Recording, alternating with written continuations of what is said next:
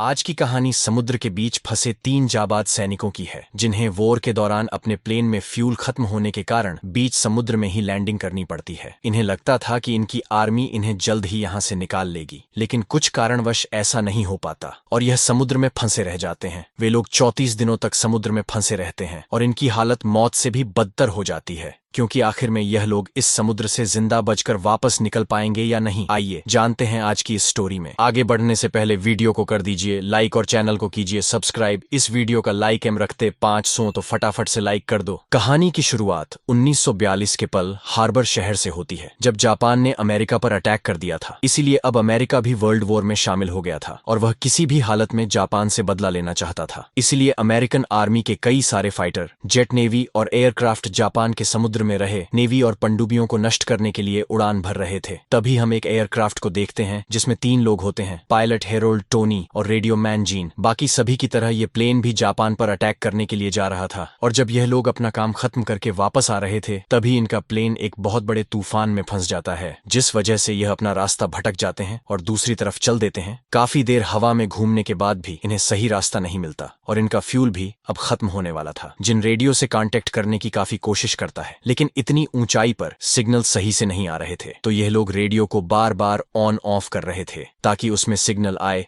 और ये किसी से कनेक्शन बना सके और एक हेल्प मैसेज भेज सके। लेकिन काफी कोशिश करने के बाद भी इनका किसी से भी कनेक्शन नहीं हो पाता और इनका फ्यूल भी अब खत्म ही होने वाला था। फिर वह अपने साथियों से कहता है कि जरूरी सामान निकाल लो। इसके बाद वह इस विशाल समुद्र पर लैंडिंग कर देते हैं। लैंडिंग के बाद हेरोल्ड तो पानी से बाहर निकल जाता है, लेकिन वही टोनी और जिम का बेल्ट नहीं खुलता और वो प्लेन के साथ ही पानी में डूबने लगते हैं। वह काफी नीचे तक आ गए थे, लेकिन इससे पहले कि वह डूब जाते, उनका बेल्ट खुल जाता है और वह पानी से बाहर आ जाते हैं। इनके पास एक एयरबोट होती है, इसलिए वो तीनों ही उस एयरबोट में बैठ जाते हैं। लेकिन इनके पास यहाँ ना ही खाने के लिए खाना है और पीने के लिए पानी। हालांकि इनके प्लेन में वो जरूरत की सभी चीजें मौजूद थीं, लेकिन ये उसमें फंस गए थे, इसलिए यह वहां से कुछ भी निकाल नहीं पाए। अब ये तीनों इस साउथ पैसिफिक यानी विशाल समुद्र के बीच फंस चुके हैं, जिसका हमें दूर दूर तक कोई भी अंत नहीं दिख रहा था। इन्हें यकीन था कि इनकी आर्मी इन्हें जल्द ही यहां से निकाल लेगी और ऐसा होता भी है। कुछ ही समय बाद इन्हें आसमान में अमेरिकन आर्मी का एक एयरप्लेन नजर आता है, तो हेरोल्ड कहता है कि हमें जल्दी से अपना पैराशूट खोल लेना चाहिए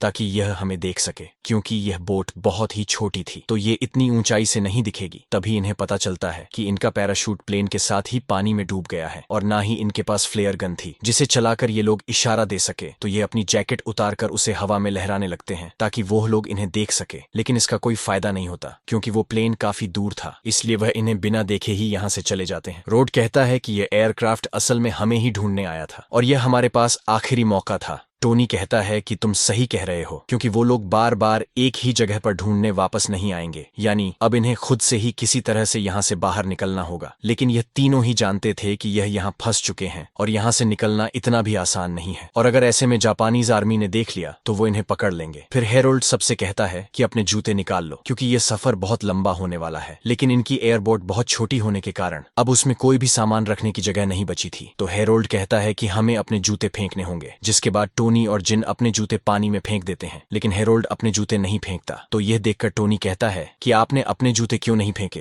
तो हेरोल्ड उसे कहता है कि अगर कहीं जमीन आ गई तो हम में से किसी के तो जूते लगे ही, इसलिए मैंने अपने जूते नहीं फेंके और इसी तरह इनके यहाँ 4 दिन गुजर जाते हैं। लेकिन सबसे बड़ी प्रॉब्लम थी कि इस बोट में इतनी जगह नहीं थी कि यह तीनों एक साथ सो सके, इसलिए ये एक एक करके सोते हैं। अब एक रात हेरोल्ड कहता है कि किसी को पानी पीना है। यह सुनकर दोनों ही उसकी तरफ हैरानी से देखते हैं। फिर हेरोल्ड अपने जूते में टॉयलेट करता है और उसे पी लेता है, क्योंकि वह जानता था कि इन्हें यहाँ पानी इतनी आसानी से नहीं मिलने वाला। सुबह हेरोल्ड इन्हें कहता है कि हम पैसिफिक समुद्र के बीचों बीच हैं और हम हवाई की तरफ जा रहे हैं, जो यहाँ से 1900 माइल दूर है, और जो हमारे पीछे की तरफ है वो साउथ अमेरिका है, जो 6000 माइल दूर है। हेरोल्ड एक पायलट था, तो उसे सभी दिशाओं और जगहों के बारे में अच्छी तरह अंदाजा होता है। वो कहता है कि अगर इसी तरह हम चलते रहे तो कुछ ही हफ्तों में हम एक आइलैंड पे पहुंच जाएंगे। यह सुनकर दोनों हैरान हो जाते हैं। टोनी कहता है कि कहीं पहुंचना तो दूर, इससे पहले हम भूख और प्यास से ही मर जाएंगे। जिम कहता है कि यहाँ पानी में बहुत सारी मछलियां हैं, तो हमें कुछ करना होगा। इनके पास एक स्प्रिंग और कुछ सामान होता है जिसे यूज करके यह एक मछली पकड़ने का कांटा बनाते हैं और उसे पानी में डाल देते हैं। कुछ देर बाद इनके कांटे में कुछ फंस जाता है तो ये उसे खींचने की कोशिश करते हैं, लेकिन खींचने के कारण रस्सी टूट जाती है और उसमें कांटा नहीं होता। तो जिन कहता है कि मैं जाकर देखता हूँ और मुझे गर्मी भी बहुत लग रही है, इसलिए वो पानी में कूद जाता है। अब गर्मी के कारण टोनी भी पानी में जाने के बारे में सोच रहा था, लेकिन हेरोल्ड उसे रोक लेता है और कहता है कि मैंने सुना है कि इस पानी में शार्क है। और जब जीन ये बात सुनता है तो वो बोट पर वापस आ जाता है। अब देखते ही देखते इन्हें इस बोट पर पूरे 5 दिन हो जाते हैं। ये लोग इस विशाल समुद्र के बीच फंसे थे, लेकिन ये ना ही उसका पानी पी सकते थे और ना ही इन्होंने खाने का एक निवाला अभी तक खाया था। ये तीनों काफी कमजोर हो गए थे, पर जब टोनी से बर्दाश्त नहीं होता तो वो समुद्र का पानी उठाकर पीने की कोशिश करता है, लेकिन हेरोल्ड उसे रोक लेता है और कहता है कि यह पानी तुम्हें और भी डिहाइड्रेट कर देगा। असल में यह तीनों हेरोल्ड के कारण ही यहाँ पर फंसे थे। दरअसल वह ईस्ट की तरफ जा रहे थे और वह जिनसे इंफॉर्मेशन के लिए पूछते हैं कि हम सही जा रहे हैं, तो रेडियो पर उसे बताया जाता है कि तुम्हें ईस्ट की तरफ जाना है,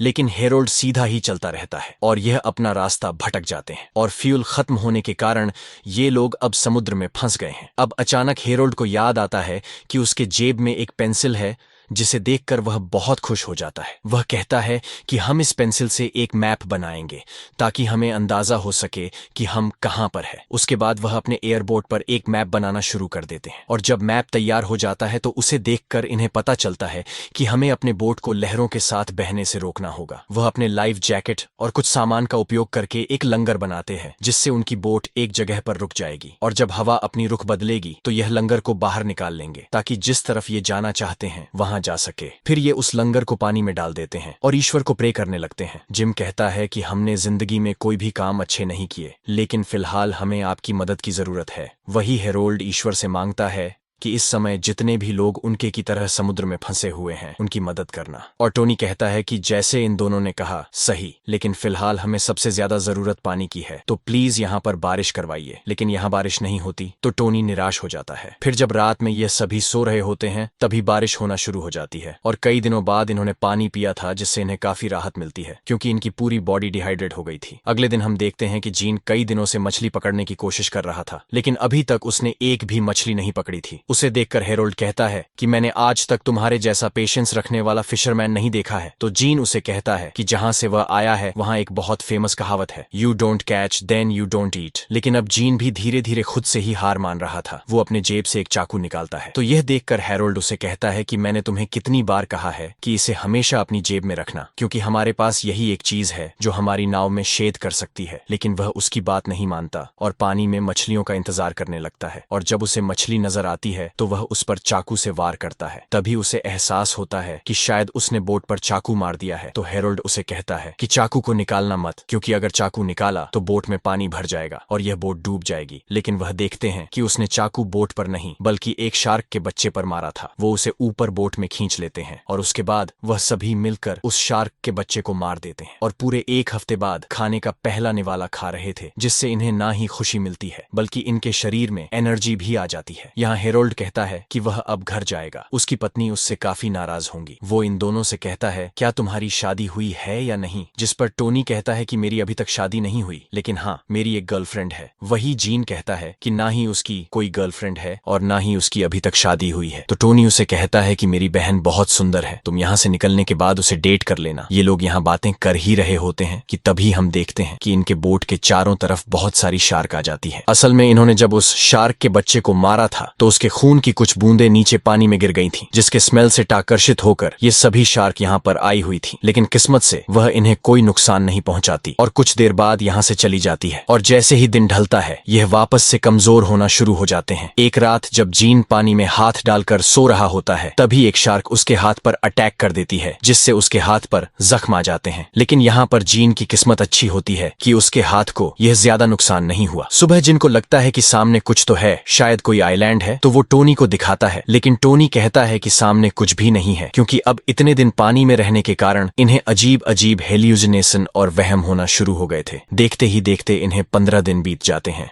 और हम देखते हैं कि टोनी के हाथ में एक गन होती है।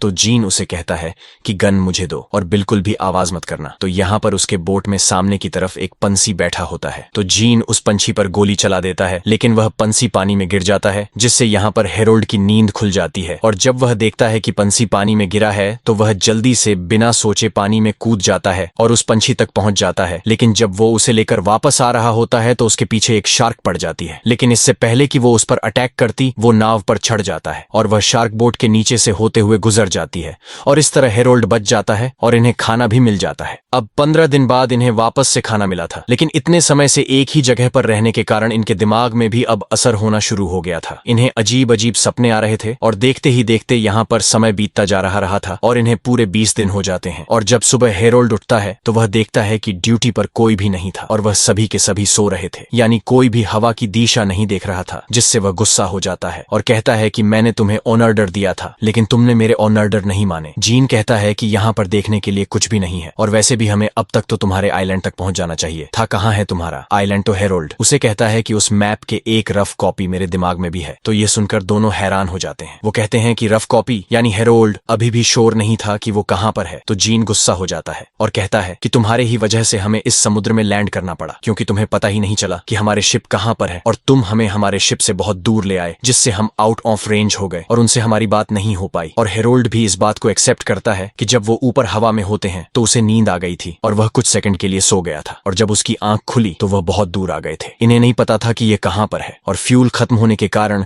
इन्हें समुद्र में लैंड करना पड़ा और ये सब हो गया। यानी इन सब के पीछे गलती हेरोल्ड की थी।